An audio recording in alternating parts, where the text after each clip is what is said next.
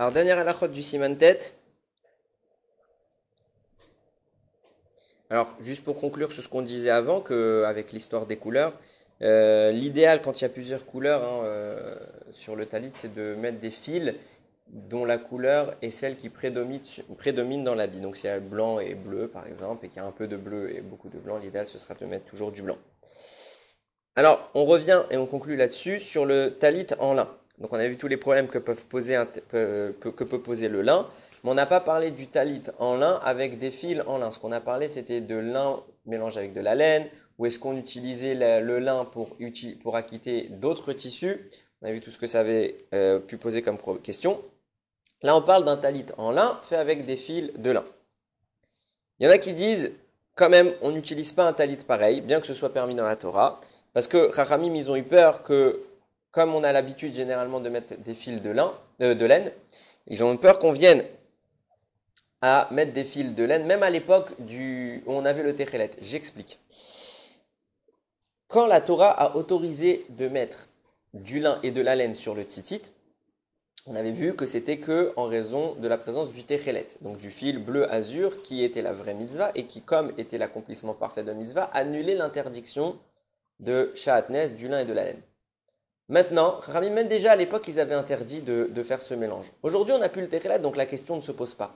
Mais même à l'époque, déjà, ils avaient interdit ce mélange. Pour une autre raison. À savoir que le tzitzit, il écrit Ur item oto. Il faut le voir. D'accord? Donc de là, Chachamim déduisent que la mitzvah du tzitzit se fait exclusivement le jour. On peut le mettre la nuit, c'est bien, mais ce n'est pas une mitzvah de la Torah. C'est une suggestion. Donc, la mitzvah du tzitzit n'existe que le jour. Et quand bien même j'aurai le Techelet dessus, elle n'existe que le jour. Donc si j'ai fait un mélange de lin et de laine pour mon tzitzit avec le Techelet, ce mélange n'est plus interdit grâce au tzitzit que lorsque la mitzvah du tzitzit est en vigueur, à savoir le jour. Mais comme certaines personnes ont l'habitude de le garder même la nuit et que la mitzvah n'existe plus, donc elle ne protège plus de l'interdiction de sha'atnez, du mélange de lin et de laine, alors les Chachamim ont dit on a peur que les gens gardent ce tzitzit pour dormir et transgressent le mélange sha'atnez, lin et laine.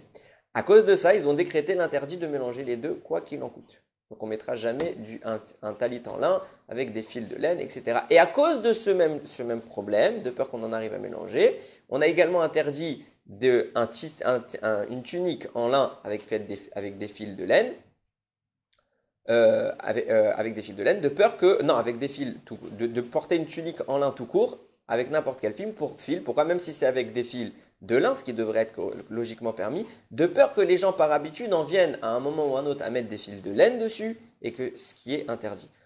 Donc ça c'est la définition telle que les Chachamim l'avaient fait déjà à l'époque de l'Agmara. Maintenant de nos jours, se pose la question de se dire, puisque nous n'avons plus le Techelet, donc personne n'en viendra jamais à mettre du Techelet sur son tzitzit en lin, donc personne n'en viendra jamais à mettre de la laine en tant que fil et du lin en tant que tunique, et personne ne n'en viendra jamais donc à dormir avec. Donc est-ce qu'à cause de toutes ces conditions qui ont disparu, on ne pourrait pas autoriser le tzitzit en lin avec des fils en lin, puisque toute la raison de l'interdiction de tzitzit en lin avec fil en lin venait du risque qu'on le remplace un jour par des fils de laine qui étaient à l'époque autorisables et que seulement la nuit ils étaient interdits. Mais puisque ce risque a aujourd'hui disparu, puisqu'on ne peut plus remplacer, quoi qu'il en soit, on n'a plus le Techelet qui nous permettait de remplacer les fils de lin par les fils de laine, donc le seul cas où on pourrait mettre des fils sur un tissu en lin, ce serait des fils de lin, et on ne risquerait plus de mélanger les deux et de transgresser Sha'atnez. Donc est-ce que ce serait permis? Halakha, c'est une marloquette. Alors avant d'avoir la halakha, justement, c'est une marloquette. Certains disent non, l'interdiction reste, les Chachamim ont fait un décret général, ils ne reviennent pas dessus. D'autres estiment que non, la halakha ne reste pas et qu'on pourrait remettre le tzitzit en lin avec des fils en lin. Maintenant pour la halakha, le Shulchan Aruch, il est d'après l'avis le plus indulgent qui autorise à mettre un habit en lin avec des fils en lin. Et il écrit quand même que quoi qu'il en soit, celui qui a la crainte du ciel n'agira pas ainsi et s'acquittera d'après toutes les opinions en ne mettant pas cet habit. Maintenant, si Ve'imen lo, là c'est la conclusion, Ve'imen lo talit shel tsemer. Donc il n'a pas d'habit de talit en laine, pardon. Il n'a pas d'habit en laine. Alors l'idéal ce serait qu'il mette autre chose, comme du coton. Bilvad shelo yelbash talit shel pishtan. Il dit idéalement quand même, le pishtan on le met, le lin on le refoule. On préférera le coton. Vimelo et la talit chet pishtan. Maintenant, s'il a rien du tout, dans ce cas-là, il pourra mettre imtitiot bichel pishtan, donc avec des fils en lin. Dans ce cas-là, on pourra le mettre plutôt que d'annuler la mitzvah. Mever al talitzo beshem ou malchut, birkat itatev betitit. Et avec, évidemment, que puisque la mitzvah est validée, on pourra réciter la bracha dessus. Ça, c'est l'avis le plus général. Ve yashomrim, il y a un yashomrim chez Beget chez le Pishtan. Il dit qu'un habit en lin prédomine à préséance sur un habit en coton. C'est la logique. Cet avis est le plus logique. Pourquoi? Parce que la Torah a autorisé, le lin fait partie de la définition originelle du tzitzit. Maintenant, pourquoi on a présenté les autres opinions comme étant prioritaires, disant que le coton passerait avant le lin? À cause de tous les risques qu'on a évoqués.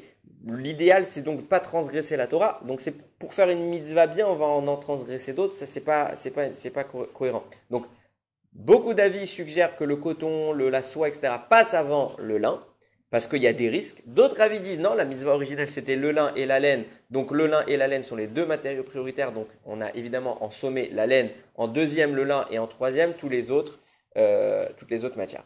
De ce qu'il en ressort, on évitera évidemment de mettre le lin. Il le précise que le Yireh Shamaïm, nous sommes tous des Yireh Shamaïm, on a tous la crainte du ciel, donc on évitera de mettre le lin pour en arriver à des ambiguïtés et à des problèmes. On s'acquitte le top du top. Pour conclure sur ce sujet, on met des tzitzit en laine avec des fils en laine. On fait la plus belle mitzvah qui puisse exister sur le tzitzit en attendant de Bezrat Hashem retrouver le Techelet à l'époque de Mashiach. Baruch Adonai Leolam. Amen ve Amen.